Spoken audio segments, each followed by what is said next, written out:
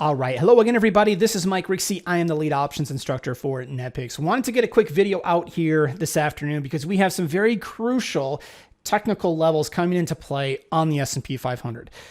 We're looking at SPY. This is the S&P ETF that we love to track. This is a daily time frame, and I do have a variety of different moving averages on this chart. There's a couple that I want to point your attention to here today. We have this pink line. That is the 8-period exponential moving average. And then we also have this dotted yellow/orange line. That is the 50-period simple moving average. They are both coming into play here today. We're seeing price trying to break up through that 8 EMA. So far today, very well could test that 50-period SMA either this afternoon or into tomorrow. These are very key areas of resistance. If we're going to get anything going on the upside with follow-through, these levels need to break on a closing basis. If these areas of resistance hold, we could see a very quick rollover back to the downside. Now, where does that leave us? What do I expect over the next few days? Next week, we have monthly options expiration.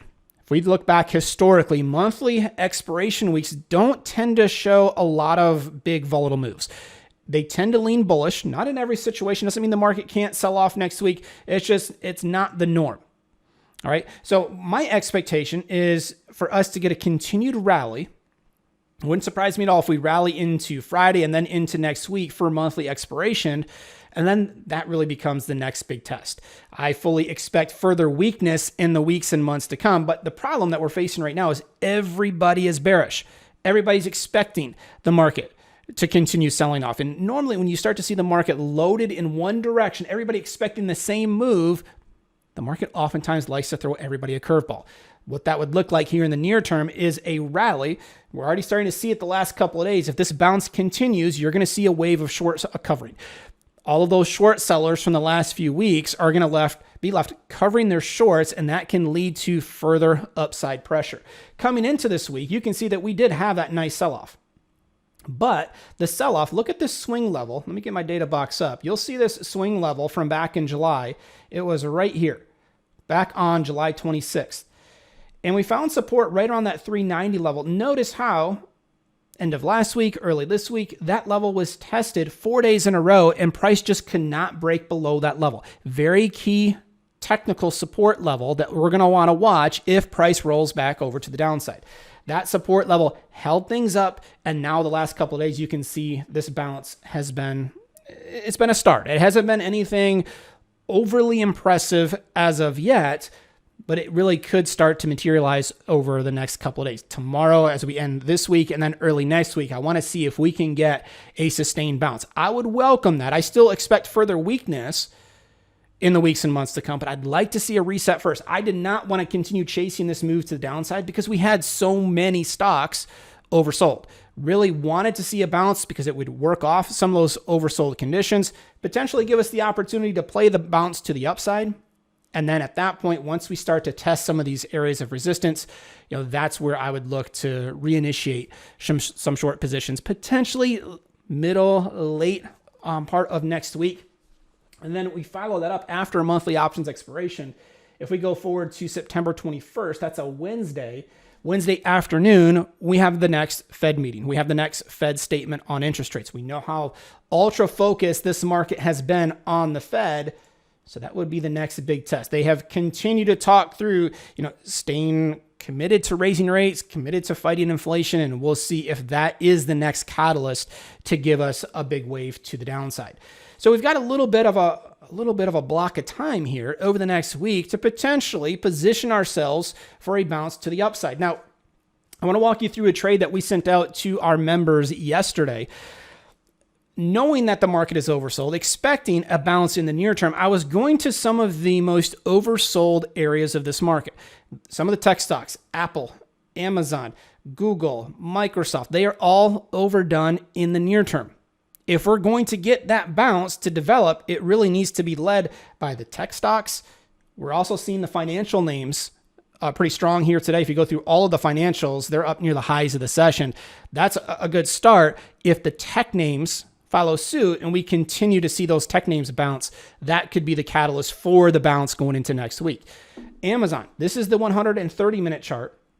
If I go back over the past couple days, you're going to see these yellow bars on the downside on my pulse histogram down at the bottom. That indicates that price is between a 1 and a 2 standard deviation move on the downside. Doesn't mean price can't move lower. It just means it's not statistically probable. Only 13.6% of all occurrences fall outside of this range on the downside. In many cases, when you start to see this type of an oversold extreme, you're going to see either a noisy period, some consolidation, or even a reversal in the other direction, in this case, to the upside. Now, this pattern right here does not mean I'm looking for a long call expecting the market to rocket higher. I like to use this pattern with credit spreads. They're a more forgiving trade. If we just kind of chop and start to consolidate here, I want to be able to make money from that time decay helping us out. What we did with our members of the NASDAQ Option Superstars program, we came in on Amazon and we went to the September 23rd options. Those are the ones with 15 days left to expiration. I went with the shorter duration options because that matches my outlook. Remember, I'm expecting a bounce into next week. I'm not expecting any type of staying power. I'm not expecting a continuation into the following few weeks. I want to be in and out as quickly as possible. Anytime that you're trading options with less than 20 days left to expiration, the time decay is more significant. So too is the gamma. And the gamma tells you how quickly the options are going to react to changes in stock price. If we get a bounce higher on Amazon over the next few days, these shorter duration options can react much quicker. If I go all the way out to the October monthly options with 43 days left, if we get a bounce in the near term over the next few days, unless it's just a large bounce, it's probably not going to be enough to get us into our profit range. So we want to trade those short-term options. We went in and we sold the 124, 122 put spread. You can see the order right down here at the bottom. We're trading two options at the same time. We're just using a vertical spread. We sold the 124 put. We bought the 122 put. We were filled at 52 cents. It's trading right in that range. It's trading for 50 cents right now. If I click on confirm and send, we're right around risk 3 to make 1. In fact, if you fill at 50 cents, you're exactly risk 3 to make 1. You're risking 150 to make 50. I like that ratio. I'm okay with that ratio because we have 5 ways of making money on this position. It's a very forgiving trade.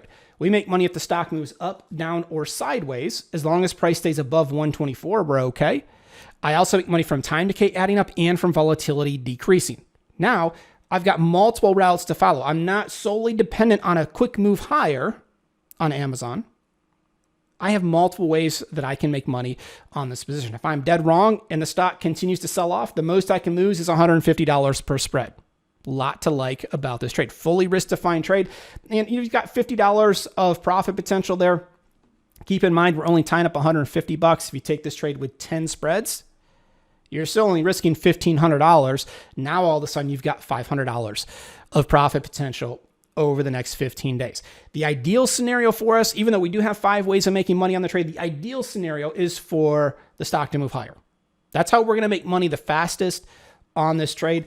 We just don't need it to be a big move. As long as price stays above 124, we're good to go on this trade. We'll continue to let that time decay add up in our favor. All right, so it is a neutral to bullish position, just one way to potentially play a bounce to the upside next week. This is just an example of a trade type that we like to use in this type of environment. We're giving up the home run profit potential, which we would have if we just bought a long option, but in exchange, we get a much more forgiving trade. And in this market, we've seen it here today, guys. This market has been all over the place. I want to have more forgiveness, knowing that there will be a better environment for those long calls and long puts in the very near future. All right, so if you have any questions on what we talked about on SPY, some of those key technical levels, or on this Amazon trade that we put on here yesterday, feel free to leave a comment here on the YouTube video. You can always reach out to me directly, mike@netpicks.com. I'd love to connect and help out with any questions you might have. So I'm going to wrap this video up here. Enjoy your afternoon, and I will be back with you guys shortly for our next video. If you have not subscribed to our channel, make sure you click on the button. We will be posting more videos here in the days to come, so we'd love to have you join us for the next series of videos. All right, we'll talk to you then.